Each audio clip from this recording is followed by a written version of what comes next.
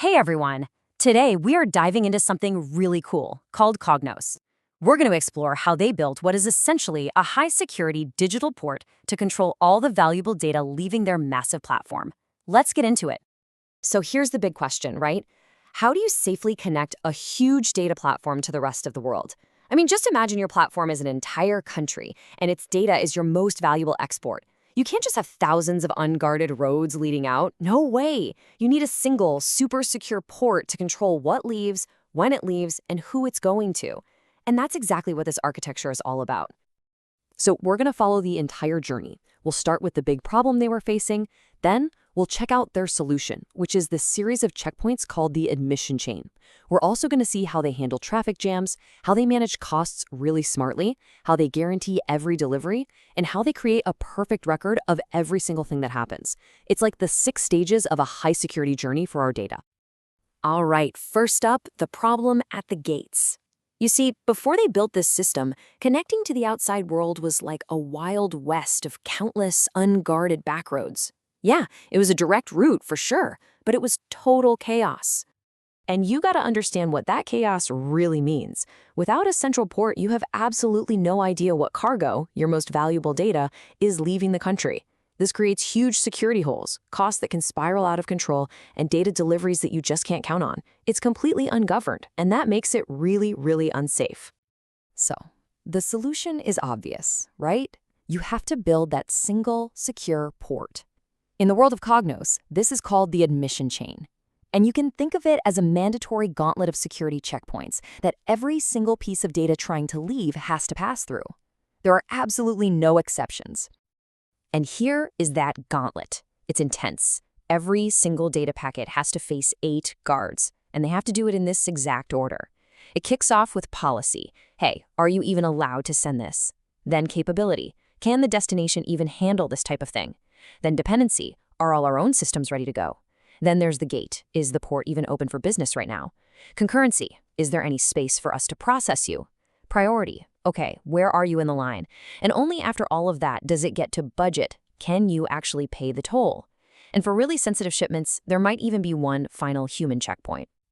And the whole system hangs on this one crucial principle: most conservative wins.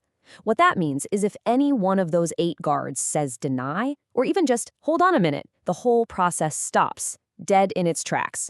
A single no beats 7 yeses. It's all about safety first. Okay, but what happens when that port gets really busy? You know, when that concurrency guard says, whoa, hold on, we're totally full. The data doesn't just get dropped on the floor. Nope, it gets sent to a really smart holding area to wait for its turn. And this is where things get really, really clever.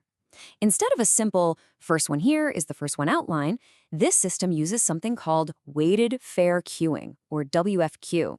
Just think of it like a super intelligent air traffic controller. It makes sure the urgent, high-priority planes get to land first, but it also guarantees that the big, slow cargo planes don't just circle around forever. And the difference here is night and day. In a basic queue, a giant, low-priority job could show up and block a tiny, super urgent one for hours. It's just not fair. But with WFQ, the system's capacity is shared fairly based on priority. Plus, they add this brilliant little twist called aging. Basically, the longer a job waits, the more its priority gets a little boost. This makes sure that eventually it's going to get its turn. No data packet is ever left behind or allowed to starve. All right, let's talk about a critical economic principle. Back to our port analogy, right? You would never want to pay the shipping company and reserve a giant container only to find out at the very last second that your cargo is blocked by customs. Well, CognOS bakes that exact logic right into the system. The core idea is called gate before budget. It's a simple rule, but it is incredibly powerful. All it means is that the system checks every single policy, every security rule, every system availability check before it ever even thinks about looking at the budget. You know, the wrong way to do this is to reserve the money first and then just cross your fingers and hope the delivery is allowed. That's super risky and wasteful.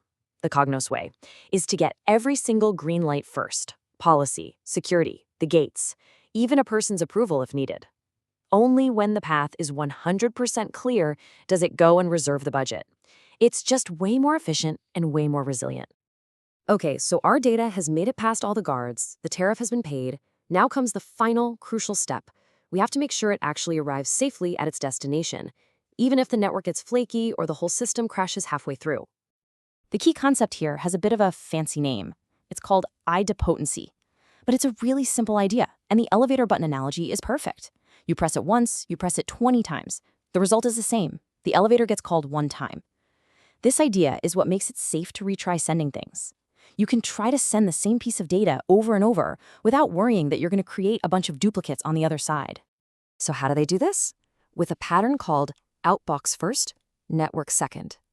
Before the system even tries to send the data across the network, it first writes a permanent record of what it's about to do. It's like writing a letter and putting it in the physical outbox on your desk before you even walk to the mailbox. The intention is recorded first. And that's the beautiful payoff. If the network goes down or the whole system crashes while it's trying to send, who cares? It doesn't matter. When the system comes back online, it just looks at its outbox, sees that unsent letter, and can safely try to send it again. And because the delivery is idempotent, there's no harm in trying again. It's a rock-solid guarantee against losing data. And finally, we close the loop. For a system that's this tightly controlled, you absolutely need a perfect, trustworthy record of everything that happened. You need a complete audit trail for every single piece of data that left your port. And the architecture is built to provide this automatically. It sends out these uniform signals at every single stage. You get detailed events for every delivery attempt, every decision a guard makes, every human approval. You get metrics that track performance, like how long things are taking or how deep the queues are. And you get these end-to-end traces where every step of a single journey is tied together with a unique ID. It's a perfect, unchangeable ledger of everything that happened. So what are the big takeaways here?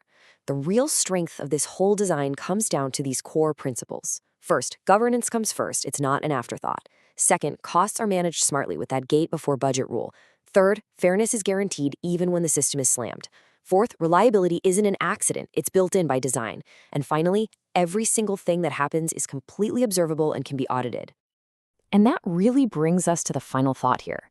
This whole deep dive shows just how rigorous you can be when securing your platform's edge. And it leaves us with a really critical question we should ask about our own systems. If our data truly is our most valuable cargo, do we know exactly what's leaving our port? Or are we still relying on those chaotic, unguarded backroads?